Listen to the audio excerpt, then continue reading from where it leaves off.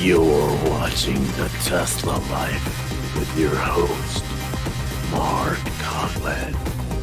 Happy Halloween. They'll never let you walk away.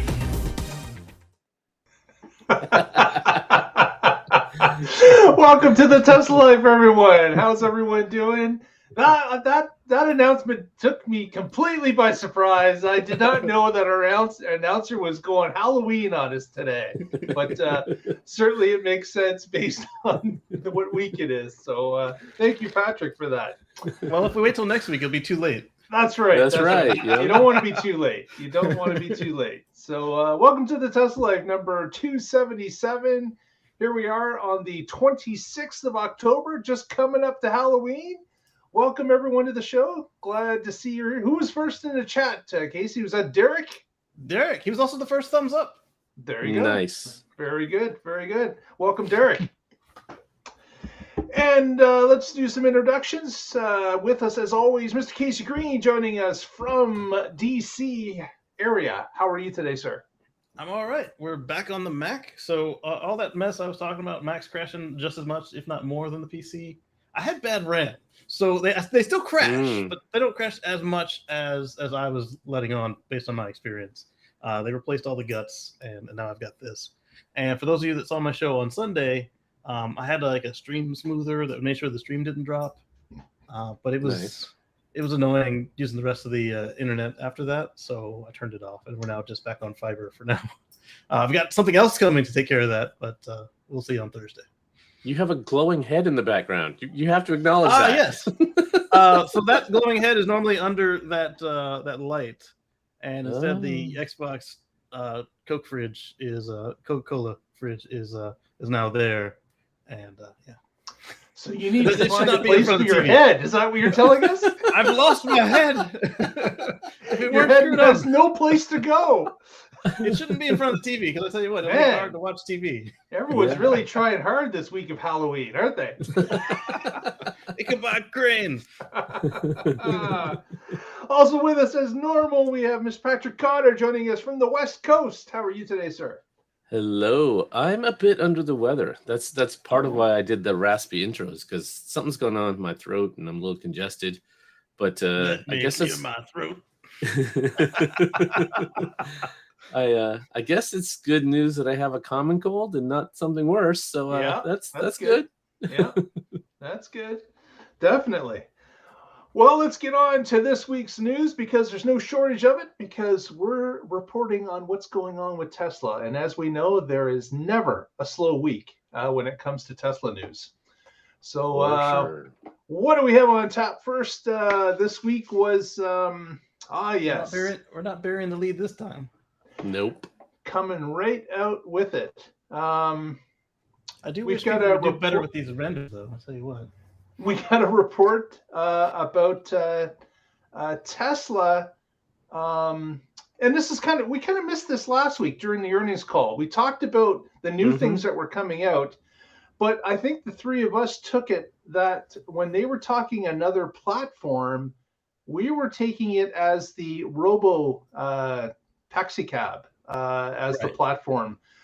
But what we did miss, I believe, was when Elon was quoted in saying, and this is in the earnings call, so you can rewind it and listen to it. But he actually mentioned that they were trying to get the next platform would be half the cost, or half the building cost of the Model 3 project. And then at the very end of that quote, he said, "But of course, much smaller." So that was indicating that it was not going to be a taxi cab. He was talking about the ModelNext, which we have talked about many times in the past. And it's kind of been very quiet about the since Battery Day, really. There hasn't been a whole lot of talk about it. But this is exciting news. If Elon is to be taken at face value, he is indicating that the design team is really done with it. He had indicated that the next step would be, getting into how this can be mass produced. They're aiming at a 50% reduction in the cost of building this compared to the Model 3. And if you look at some other reports that have happened this week, if Tesla was able to reduce that price also in turn for the retailer price, if they were able to reduce it by 50%, they would be able to capture an additional 10 times the marketplace, is what the numbers are looking like. So there is that story about when you go down $5,000, X amount of people are now in the market to buy that car. Well, if this car was to drop that amount, 50% of the Model 3 retail price, Tesla would have the availability of 10 times the market at their disposal. So again, Elon had also made the comment that this car, when it comes out, will outsell everything that Tesla currently sells combined. Again, that comment was made about the Model Y, if you remember that. Well, he's saying that with the Model Y and all the other offerings, this newer vehicle would be above and beyond that in volume, which is not a surprise if you open up 10 times the amount of market to you. So that's not a big shocker there. But yeah, that's fantastic news. I was always excited about what they called a $25,000 car back at Battery Day. And we had heard reports that, man, Casey, your camera's just moving all over the place. Get a Mac, color inversion, super duper zoom. Yeah, it's like extreme close up. I didn't know we were doing that today. Wayne's World. That's it's a Wayne's World thing. Exactly. or for us older people, Second City Television, there was a show on there just called Extreme Close Up. So homage to that as well. Yeah, exactly. Exactly. That's what Extreme Close Up was all about. But yeah, this is great news. If Tesla is moving this direction, we heard about the design studio in China working on that kind of a smaller car, and we also heard about a hatchback being worked on in Berlin. So again, two different cars, maybe same car, could be. They're probably tired of people complaining about having a trunk. They learned that from the Model 3. Yeah. So this is, man, I really hope that they introduce this shortly, or at least give us a glimpse into it as to what is possibly in the cards for us, because I'd be interested in that type of a vehicle. I know a lot of people, again, 10 times the amount, right? There's a lot of people that would be interested in this type of vehicle. So we wait to hear more. But what did you guys think about that? So they have the technology to do this today. So with the car being smaller, it's going to use less of everything. So that's taken care of. Maybe not less chips, but less of everything else, like material, less steel, less aluminum, less rubber, all that. But structural battery pack, right? So that takes care of how they're going to make the pack affordable. Gigacasting, if it's physically smaller, it might be able to be cast with what they already have without having to get a new machine to do the whole cast at once. And then not just gigacasting, but you can also do like these phones and stuff here, where it's all pre-printed PCBs. There are no wires. Well, I mean, the flagship phones have wires, but the cheaper ones, they're just contact pins. They all just kind of go into place, and then they just push it together. So that would take care of a lot of the labor on the line if you're literally just pushing the computer and all the contact points together, and then somebody puts the wheels on and then roll it out the door. Maybe they could even Cybertruck at it with no paint. Yeah, I think that would be cool. So I don't know if it was 3 months ago or 6 months ago, Musk said something like, well, if we have Model 3 robo-taxis, they're getting so much distributed use that we don't need a more affordable car. And I was so disappointed to hear that. And so I'm glad that he's reversed. I talked about on the show how I bought a Chevy Spark EV for a first-time driver in our house, and because I didn't want to buy an expensive vehicle for someone's first car. And so if Tesla had one available, that's absolutely what I would have got instead. So the one thing they don't have right now that would make this possible, Casey, is the cost of, we'll talk about it in a couple of the articles we're going to cover today, of lithium and other things have skyrocketed because now a lot of the rest of the industry has woke up to this need, and now they're all trying to put out contracts and bidding up prices. So there's no reason for Tesla, even if they could make a $25,000 vehicle today, they're selling all that they can make with the supplies they have for higher margin, higher cost vehicles, longer range, and better overall vehicles. So I think this is great. I don't know when they're going to have a reveal event, but it'd be cool if I'm thinking 2024, 2025, maybe shipping 2026, or who knows. But they're getting back on track, but they're not there yet. Like you said, it would be a distraction if they tried this now. But once they're back on track, it will be. If it's small enough, it can, and the range is still acceptable, they can get by with 2 or 3 sheets of battery cells for Model 3, rather than, because the mid-range still uses 4 sheets. It's just they make them smaller, right? So if you only need 2 of the small sheets, then you're good to go. And assuming they're iron too. I mean, because you're not going to want to. I was just going to say that. Yes, because it's more abundant. It's cheaper if you want to make a car affordably. You go with the cheaper materials like iron-based batteries. So it'll be really cool to see how this unfolds. And it does open up the market for so many more people. I mean, think about when the S and X were all that were available. They were selling 100,000 a year. You compare that to now, where we're like, okay, are they going to make 1.5 million or 2 million this year? I mean, it's an order of magnitude. On top of the 100,000 or 200,000 of the others. Exactly. Yeah. So now if they can get to 10 million, that would be awesome. Yeah, it's interesting to see. Like, obviously, if Tesla wants to get to the goal of 20 million a year at some point down the line, having a cheaper, more cost-effective vehicle that they can sell to a larger audience is going to be required. There's no doubt in that. So this is I was kind of disheartened when Elon had mentioned about the taxi cab being the vehicle of choice next. But I do kind of understand that as resources go, Tesla can only build what they have resources to build.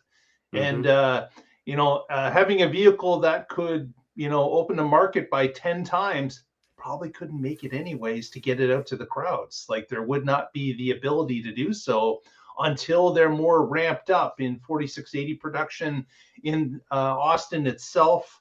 Shanghai is off and running, so they could probably do it there. But there are different boxes they have to check over the next couple of years to get to a point where they could produce a vehicle that would maybe make 5 million vehicles of that size. So it's maybe it's me thinking of just what Mark wants. I would love that vehicle, but we're going to have to wait until things align and they can actually produce it successfully and profitably is going to be the question. So we will definitely be watching that. Your ModelNext is ready for delivery. It's only going to be $25,000, but if you check right here, for just $50,000, you can get FSD. I think it'll be subscription only at that point on that vehicle. Maybe. Yeah. For just $1,000 a month, you can get FSD. More than the car payment. Oh, man. If you put down $0, it's more than the car payment. And speaking of that ramp up that Tesla's going to have to get to, Patrick's got our next story about lithium refining. That is right. So this comes to us from Tasmanian. Tesla confirms plan to build lithium refinery in Texas by Eva Fox. So Tesla has confirmed their plans to build a refinery in Corpus Christi, Texas. At this facility, they're going to refine and ship battery-grade lithium hydroxide for 46 battery cells. Now, if you haven't kept up with your high school chemistry, that's lithium, hydrogen, and oxygen. So take a water molecule, replace one of those hydrogens with a lithium atom, and there you go, lithium hydroxide. And this is a much more stable form, much more than pure lithium. So lithium prices, we just talked about, have gone very expensive in recent years. The metal itself is abundant, but there's a refining shortage. So Tesla's going to do what they need to do to get those supplies. And that's in line with vertical integration. That's been their mantra. If there's something that's slowing them down, well, they want to move as fast as they can. So there's a problem, they're going to fix it. Find the limiting factor, improve that till it's no longer the limiting factor, and then move on to the next bottleneck. This is very similar to Amdahl's law in computer engineering. If you improve something that's not the bottleneck, you don't really improve performance. So the critical path is the one you need to focus on. So there was a site considered in Louisiana, and it would be nice to have something there other than oil refining. But Corpus Christi won out. And this is going to be the first plant of its kind in North America. What's going on, Mark? Why doesn't Canada have one of these? And then my last little bit here. Construction could begin before the end of the year. So again, moving as fast as they can. Tesla plans to invest $375 million into building the factory. During the construction phase, it'll create 250 jobs over the next 2 years. And operating the facility will create 162 permanent jobs. There you go. What do you think? So they're going to be taking in raw resources of lithium, and they're actually they're refining it to get it more pure, or something along that line. Is that what's going on? It's usually bound with salts. So it's usually they're taking in lithium salts and then refining it to this lithium hydroxide molecule instead. And that's what they need for battery manufacturing. At battery grade levels as well. Yes, it will be. Yeah, it's got a certain is, consistency, I would imagine. Yes. How many nines? Yeah, exactly. Well, I mean, but, the alternative is very exothermic, and we don't want that. Exactly. Yes. Pure lithium. Get a little bit of water, and boom, it's a problem. And as Patrick has mentioned, this is what Tesla does all the time with vertical integration. If they're tied up with something, remember the seats issue that they had with certain seat manufacturers?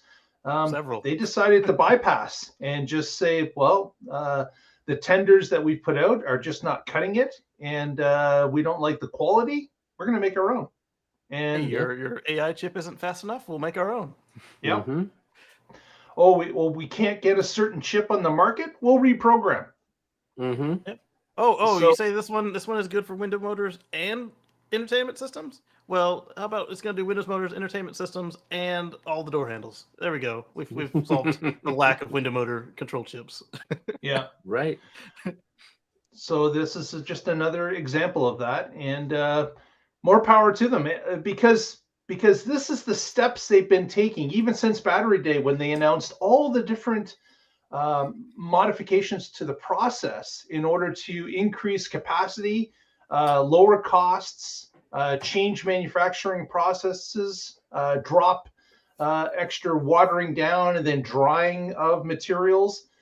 This is all part of it. And of course, if Tesla is successful with this Corpus Christi plant, what also can happen is that other lithium refiners will look at the process that is cheaper and faster and more cost effective, and they'll make changes to their plants as well. And of course, those suppliers that Tesla is taking, they're not just doing their own, they take supply from anywhere that can provide it, will be able to add to the mix and not only help Tesla, but it's going to help any battery manufacturer.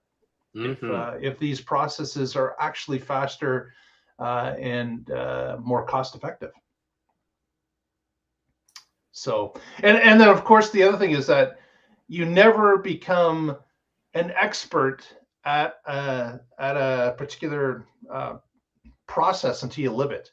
So if Tesla is sitting on the outside going, I just wish our suppliers would speed up or have a better quality or whatever, that all the problems that are involved with it, if you do it yourself, you will know them firsthand and can address those problems in a more effective manner than going through a third party.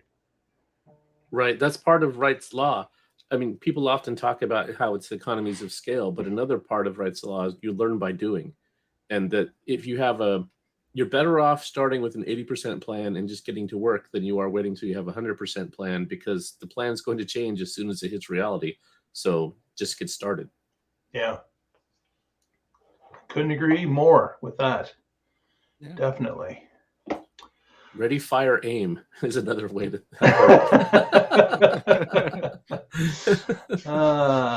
Next, Casey's got a supercharging story for us. Yes. So we spoke about how Tesla was bringing supercharger voting, and then we speculated on how it might be done. And it seems to be the way that I was afraid they'd do it. It's like popularity contests. Vote all these places in each continent, and we'll see who wins versus based on any sort of need. But that's okay. It's fun. So you can get 5 votes, and you can only vote on one location one time. And then you can also suggest for the next round of voting, you can suggest some locations. So it's not as bad as I had envisioned it could be, because there is some process for picking the next ones. Is that somebody nominates a city, and then from there they will go to the next round of voting. But I'm guessing that this one is just preceded based on what they wanted to work on, and tells them where to focus their priorities. I still think though that they had all the data, and now they're introducing fickle human voting into the mix, and I don't know if that's the most effective way to do it, but we'll see. They could have lightened it up and just said, we're going to allow fan voting on 5 superchargers. Yeah, and it's 5 per quarter or whatever, or 3 per quarter or whatever it is, and that could be the popularity contest to allow people to pick 3 to 5. And that's it. Yeah, but, I was hoping it would end up being like, hey, we're going to be in New York City. Do you want it in Manhattan? Do you want it in Queens? Yeah. This was not that intelligent on the way to do it. No, and you first of all, you have to be a Tesla owner, because you have to log that in part with helps. You have to log in with your account in order to vote. Yes. And you get you're fronted a map with all the different supercharger locations, possible locations in the world. And when you drill down into the different areas, those bubbles have numbers in them, so you can see how many votes that particular charger has gotten already. And then you, as Casey had mentioned, you can vote 5 times. You can't vote for one more than once, and submit it. And then after you've done that vote, then you can submit a suggestion for next quarter's vote. Yep. So I don't think Hockey Day is with us yet. He usually is, but just for Hockey Day, I submitted Sarnia, Ontario, because he's always complained that there's nothing in Sarnia, and you have to cross the border in order to get a supercharge. So that's a good example. Hockey Day. And they do let you say why you want a supercharger, like such as when you're doing your suggestions, you can say, hey, there's nothing around here. There's not enough around here. 2 other options, and then other. But other doesn't let you say why. That's right. Other doesn't let you do that, right? So right. It'd be awesome if you could say, yes, there is stuff nearby, but I don't want to do immigration and border crossing and then do it twice just because I need a charge. Yeah. That I think would elevate your otherness over somebody who's just other. Yeah. There are no chips and dip at this supercharger. I want other. Right. I'm disappointed with the chip and dip. Right. So the other thing, like you pointed out, that it has to be an owner. I understand why they did that. It's easier, it's less hassle. But if what's stopping you from buying the car is you think you can't charge it, maybe they should be able to vote too somehow. Maybe just reservation holders, or maybe a reservation holder, maybe, or like half a vote. Just random people with a verified like persona, and because Elon and bots, so a verified persona, and then get you half a vote if you don't own a car, or maybe 3/4 of a vote if you got a reservation in. Maybe.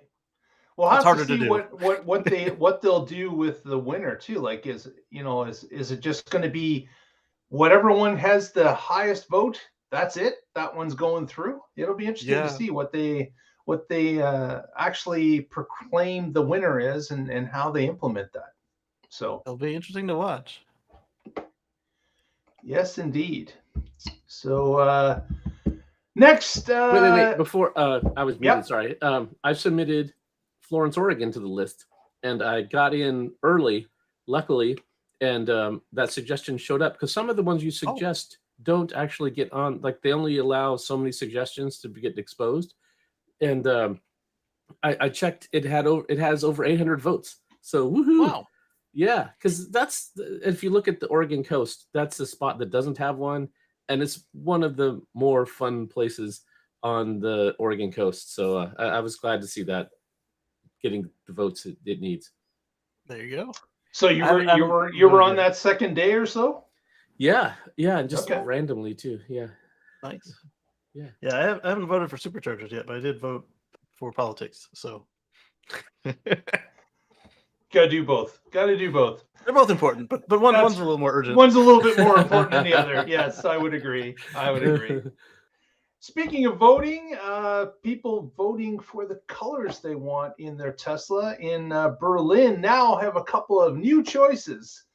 The Quicksilver and the Cherry Red have arrived at Tesla Berlin. And apparently, if you had an order in before the colors were available, you do have the ability to bump those colors in and change your current color at no additional cost for a short period of time, I imagine.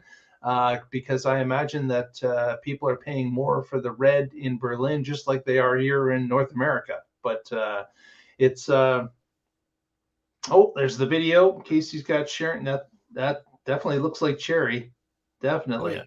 It's got some nice music, but again, we don't know where the music comes from, so I muted it. Yeah, we don't. Yeah, put it off of YouTube. And that is that's a great crimson red. Like it really looks nice. Yeah, the silver looks a little bit more in depth than the silver we had, but I miss that silver though.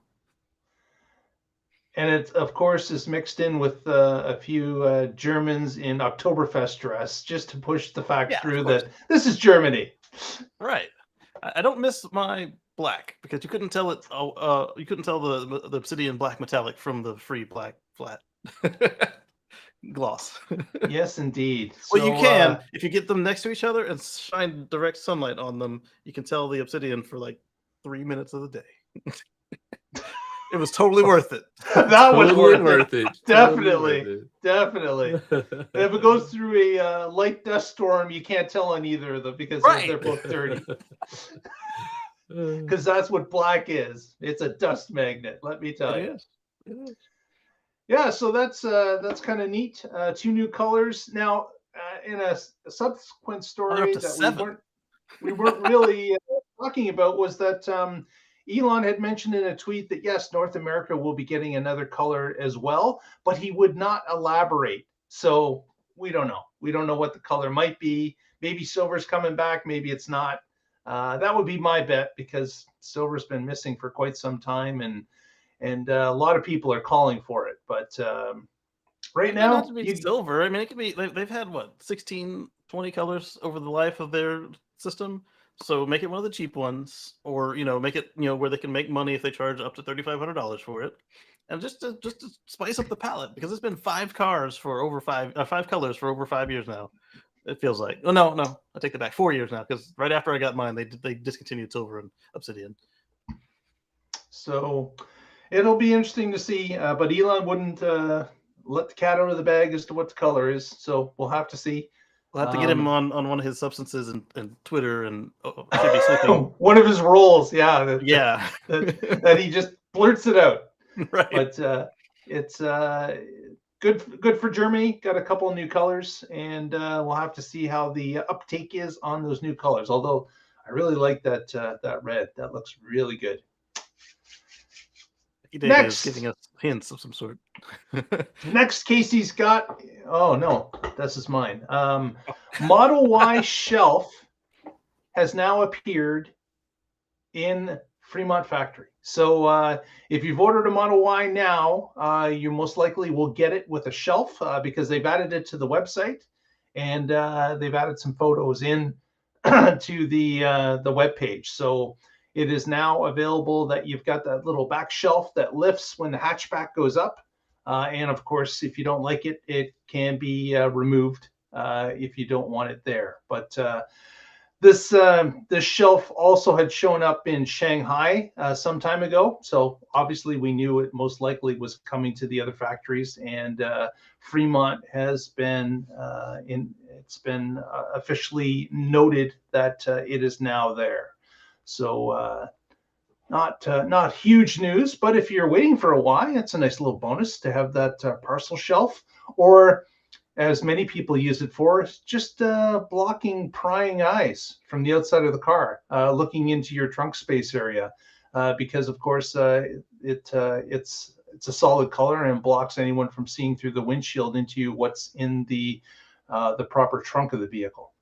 Yeah, on my Volt and Prius, I love that. Like one Prius and both Volts. I loved it because it was matched the rest of the interior, and if somebody looked in, it was really tough to see what was going on. That one with Model 3-ness, because they have a built-in partial shelf. The problem with them is that they have the release is inside the car instead of inside the trunk, so people can bust out that. Yeah. Down most of the world, but in Southern California, well.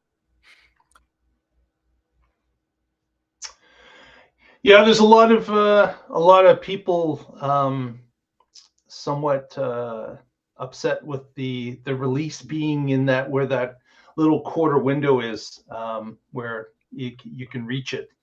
It's not there on the Model Y. It's in the trunk where it belongs. Yep. So it's well, and the little industry grew up behind that too. There's that seat blocking, or I guess it's not a seat blocking. It's the flip switch blocks. Yeah. But again, looking at it from the outside in a darkened area, you may not notice that there's an orange thing sitting in that hole for the release area, and someone may smash the window anyways, and then just notice, oh look, it's got a lock in it. I can't use it. So I was going to suggest, do they even look at all? I mean, they just see a Model 3 and the seat's not rolled down. They just smash the window because they're jerks. Yeah, yeah, exactly. I would say that if you're concerned about in that neighborhood, I would just get at least the sticker about Century Mode being active and they're being recorded. I would put it on that window. I would put that right on that window. Absolutely. Yeah. Definitely a thing to do for that. All right. Next, Patrick's got a story about the ramp up of battery power at Tesla. That's right. So what do I always say? What do we want? A future free from fossil fuels. And how are we going to get it? By electrifying all the things and powering that with renewable energy. What does it take to make that happen? Lots and lots of batteries, and they have to be affordable. Well, Tesla's trying to make that happen. Yes, the Duracell future. We're going from diesel to D-cells. Hey! So Tasmanian, again, bringing us this article.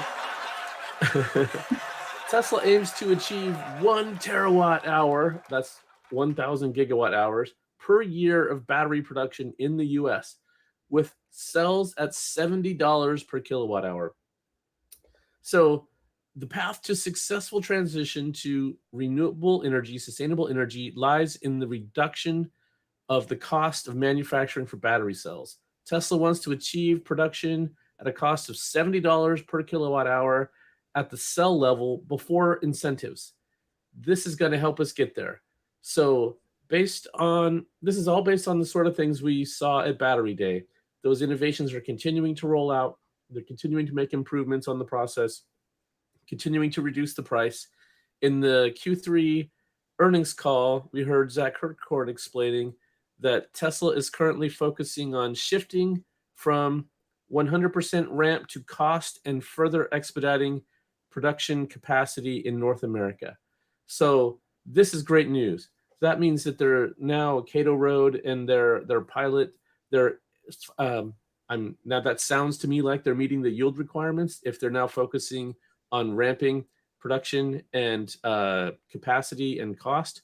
So that's great, because when you're still trying to get the quality, you're not so worried about the other things yet. Let's get it right before we try to scale it. So they also explained that their U.S. battery manufacturing, they expect it to fully meet the Inflation Reduction Act requirements. And that is great because those are not easy requirements. They have trade partner U.S. and North American requirements. And right now, a lot of the world gets their battery supply from China. So Tesla is expecting to meet that. They're still waiting for the Treasury to clarify some of the requirements. And this also means that Tesla's vehicles will qualify for the incentives. So if you as a buyer meet the income requirements, you could be getting a reduction in the price of your car, which is great. Tesla hasn't had that for several years now, and it'll be a big help. A lot of people do the Tesla stretch, and so maybe this means you can buy a long range instead of a standard range, or maybe it means you can afford the payments instead of buying something else. So the last line in this that I want to read, to successfully transition to sustainable energy, according to Tesla's calculations, the world will need 300 to 400 terawatt hours in stationary energy storage and vehicle storage. So this is the 1 terawatt towards that 300 to 400 goal. The lines up with what they were saying. Yeah. That is a ton of storage required, Yes. and Tesla stretching and pulling all the levers to get U.S. production to 1,000 gigawatt or 1 terawatt is only 1/300th or 1/400th of the requirement for the world to meet. That's quite a figure. That is incredible. That's up to 5 gigafactories out of, what do you say, 200 to 300 gigafactories? Yeah. Wow. So that is a huge goal to meet. Obviously, Tesla's building as quickly as they can. They're trying to get there faster. They know the more batteries they can produce, the more cars they can sell, the more demand they can extinguish with their product. So it's interesting that that they're saying that they're on track or want to be on track to 1,000 gigawatt hours of battery packs in the U.S.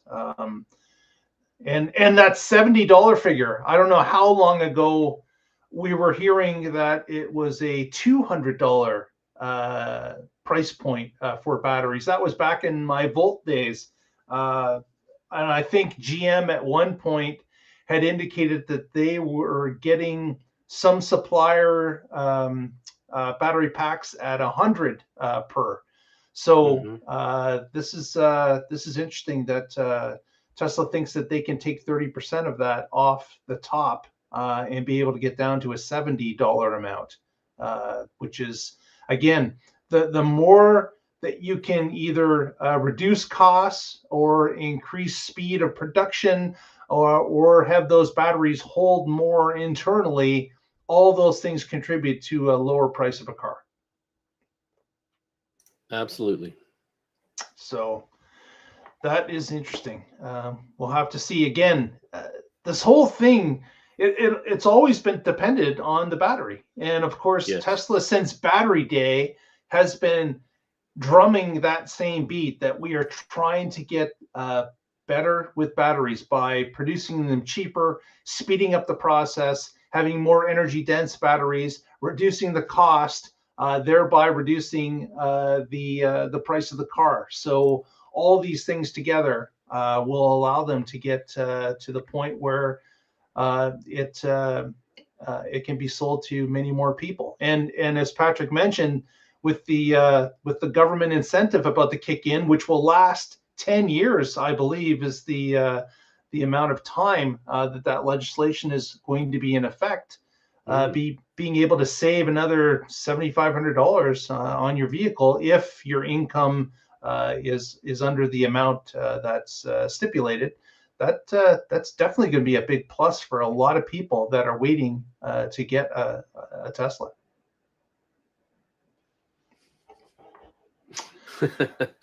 Yeah, I'm not sure if we get the studio audience. We are live, though. Not where we're keeping them, anyways. But we did have the applause earlier. Now, here's an update from a story that we reported on a couple weeks ago. And that was, of course, that someone saw in the code that there was notes about the referral program again. And it didn't, there wasn't any, I guess, specifics that were leading to where that might originate from. But it was announced recently that the referral program has appeared in China, along with a treasure box on the app. I'm sorry, treasure chest, I believe it's called. So there is a new referral program that's becoming active in China, and they are getting the benefit of this at this point, and we haven't heard anything more about it opening up in North America. Not even sure if it will open up here. But in China, it has started apparently, and the treasure chest has appeared on people's apps. So that kind of dovetails into our next story that Casey's got about China as well. Oh, we can't hear you, Casey. No microphone there, Casey. Sorry, I had a crying baby, so I muted it. So I think they'll play in nicely with as they come into markets, like as the capacity increases, that they'll start to before they lower the prices. I think what they'll start to do is to give us the referral prices back, and the ones that they're mentioned in the article, the microphone, the My First Model Y, and supercharger miles. Of course, I'd probably want one of each of those little trinkets before I go for the supercharger miles. But going into my story, the Model Y is now undercutting rivals from Xpeng and NiO in China. And NiO is opening their first battery swap station outside of China very soon.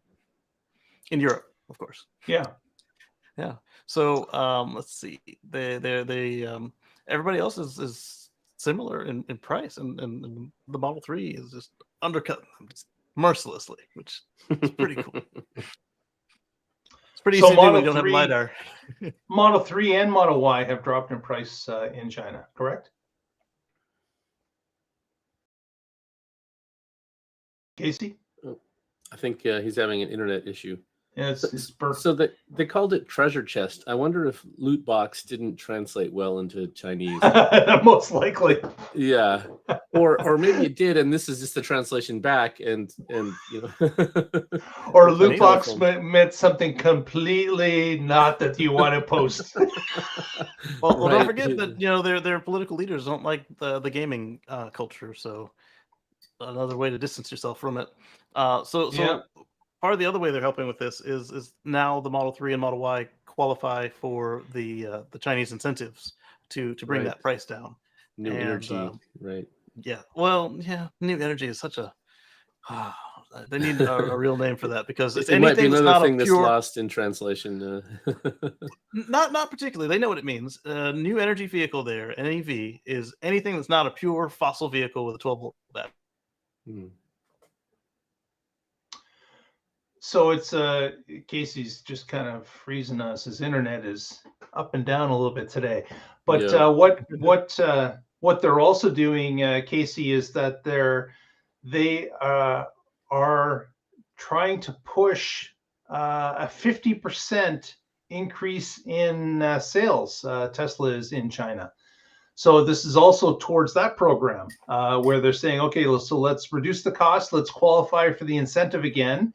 And let's get under the price of NiO and Xpeng and be able to, we'll see if people will pick up our brand over their brand with all these positives in our checkbox as opposed to the others. So, and we've already seen that Tesla, of course, has been leading in China for many of the categories since they're started to sell vehicles there. So it's with lowering the price, I would think this would really open up some floodgates in orders.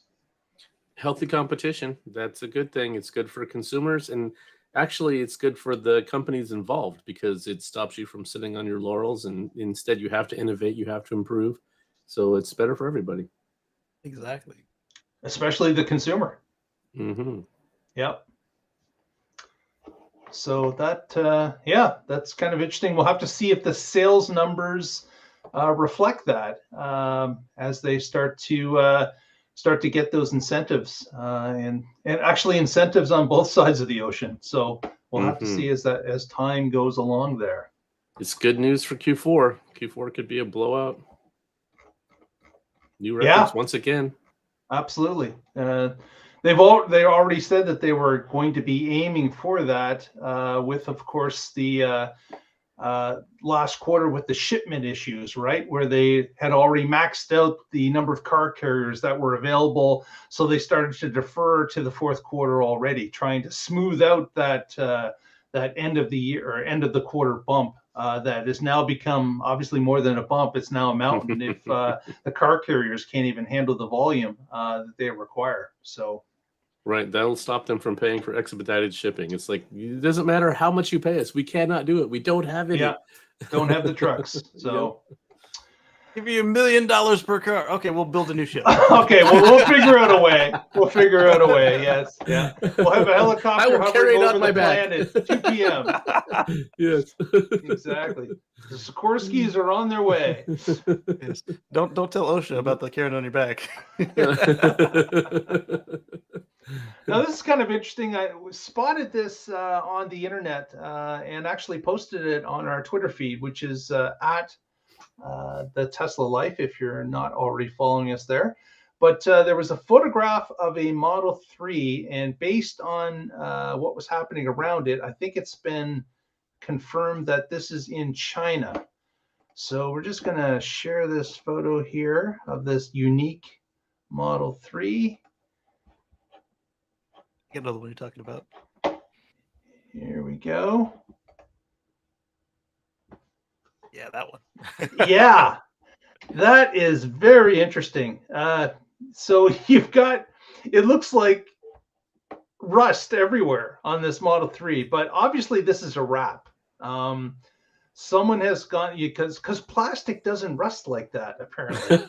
Right. Nor does an aluminum. So this is definitely a wrap that's been placed on this car. But in your opinion, guys, would this reduce maybe some people keying your car or getting too close to it? Or do you think it would just draw more attention?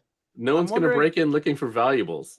Well, that's what they still I wonder. But I think what it might do is get you a little bit of breathing room in parking lots. People won't want to park right next to you because you look like a car that doesn't care. Oh, that's funny. Yeah, that is very unique. I would. I don't think I could spend money on a wrap that looks like this, but man, I would certainly like to look around it. Besides just having the back end view here, I would definitely stop and take a look and a few photos of a vehicle like this. That's impressive. It really looks like it's been sitting under a bridge somewhere in Northeast Michigan for about 2 decades. Mm-hmm. I would like to talk to the owner. I know the patina purists would be all over their case. It actually reminds me of a Saturday Night Live skit where they had a vehicle that was completely made up to look like no one cares about this vehicle. It's even they even had a dripping oil ability that it would just drip oil onto the road every once in a while. To say to people, we just don't care about this car. But inside, it was a fully luxurious vehicle, top of the line. But the outside was made to look like it's been decaying in an urban environment forever. Nice. So that certainly reminded me of that. That was kind of cool. Next, we've got a story about, charging. Casey, you're taking this one as well, right? Yeah, so Tesla was able to secure $40 million in Australia to build 32 new superchargers. There we go. I keep saying that Australia could be more complete, and apparently Tesla agrees, and it's cool to see. Yeah. The first round of funding went for 86 new DC fast charging stations with 500 connectors, of which 32 of them were Teslas. That's pretty cool. Yeah, North South Wales is the region, the state that's getting these new chargers in Australia. So They already have a lot of again, them out there. again, we're all kind of, I guess Tesla is looking at this in several different markets across the world, right? They're looking at the Biden's administration. They're looking at what Canada is going to do when it comes to charging infrastructure, what's being invested here in Australia, another one, Europe. Tesla may be forced to require other vehicles to be charging at these sites, possibly. Not particularly in Australia, because I don't believe the article indicated that they would have to there, but certainly they're doing that in Europe, and they will be required to do that in the US. Yeah, in Australia, I believe that they went European style as far as it's got the CCS on it. Oh, so they're already compliant out of the Yeah. gate. Okay. Yeah. That makes sense. It does. I've got one more thing. What? Go Yeah. ahead. So you may be wondering why Tesla changes their model years over when they do. Like you notice that was it the Model X hasn't been done yet, but Model 3 or the Model S and the Model Y have been done. Well, one of their vehicles just got a EPA compliance certificate. It's huge. The Tesla Semi is available to sell from was it this weekend up through the end of 2023. And because it's now got a model year number, they are able to sell it.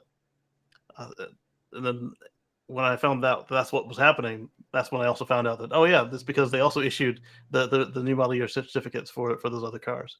And so now any truck that matches that configuration, so you get the day cab with either the 350 or the 500-mile battery, can be sold and operated commercially. So that was also part of the reason why we haven't seen Tesla doing too much of their own internal use of the truck, because it would have been uncertified, and that's not something you want to get into. No, you wouldn't want to be caught on the road to being out of compliance with your own vehicle. Right. That could be trouble. But Yes. Interesting. So that's now approved, and it can be sold legally. Yeah, nothing is stopping them now except the availability of the vehicle itself. And as we saw last week at their facility, they had 24 of them out in the parking lot. So Right. who knows how many of them are being produced. And of course, Tesla has said that their goal is to produce 50,000 of these a year. Nice. Mm-hmm.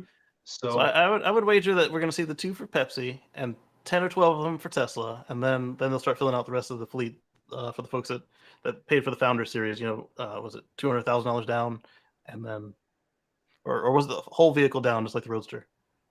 So 250,000 down. I think it was 50K. Yeah.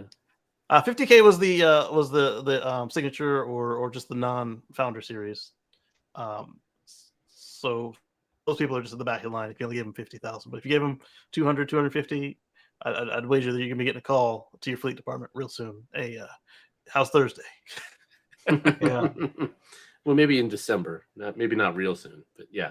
Yeah, It's after coming. Pepsi, for sure. Right. Yeah. But imminently. Mm-hmm. There's a question from Hockey Day. Will they paint the trucks in corporate colors, do you think, or is that up to the corporations? Probably, and if they don't, then the corporation can wrap it for next to nothing compared to the price of the truck. The other thing that came up is there was a filing about how the mega chargers would be cooled down, and that was still using the MCS2 connector that we saw when we first saw the spy shots of the I think it was the Frito-Lay, but it might have been the Nevada. Yeah, it was Frito-Lay. Yeah. So hopefully either they can easily switch them all to MCS 3 or maybe the rest of the industry will be using CCS for a while, and then they can all switch over to MCS 3 together. Yeah. It'd be nice not to have a fragmented charging connector. But if MCS 2 and MCS 3 are both the same worldwide, at least they won't have to source a bunch of different connectors, because like right now, the Australian connector and the US connector for CCS are different. Oh man. Yeah, so is Europe. Europe's the same as Australia, though. Well, we got some time until they get that bridge between North America and Australia. We're pretty good. What I'm saying is, like right now, they can say, "Hey, I need a million. Come on. I need a million charge ports and a million handles." Versus now, they have to say, "All right, I need 500,000 of this kind and 200,000 of that kind. Oh, and the Chinese ones need this one." Right. It would be nice to actually standardize worldwide. That would be nice. Yeah, I mean, and I'm not saying just on Tesla. I'm saying that's the standard. Standard is industry. already all messed up because you've got 3 different CCS style charging connectors, and you've got a different one in China, a different one in Europe, different one in the US, and that's not even before you count in what Tesla's doing. So yeah, got to come to an agreement on that. The quicker the better, so that as new things come online, they can all follow the standard, save everyone some time and money. Definitely.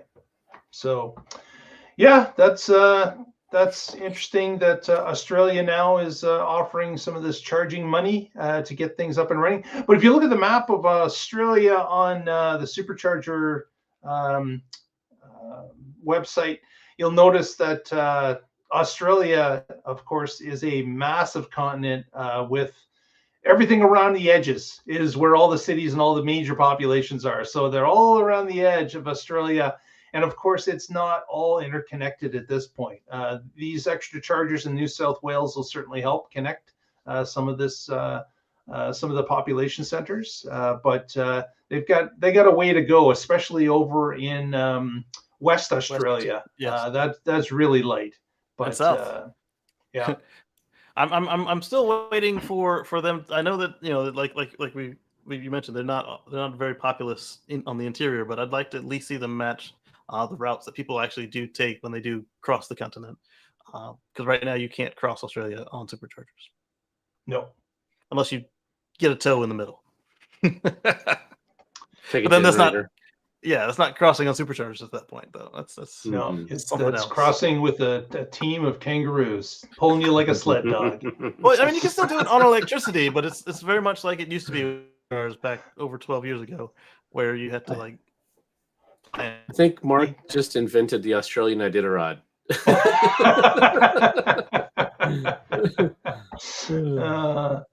Exactly. If we did show titles, that would be a contender. Use the train. Very good. Well, with that, if you haven't already, please give us a thumbs up on the video. That helps us out, and press the subscribe button if you haven't as well. Helps us out, doesn't cost you anything, and gets the show out there a little bit more.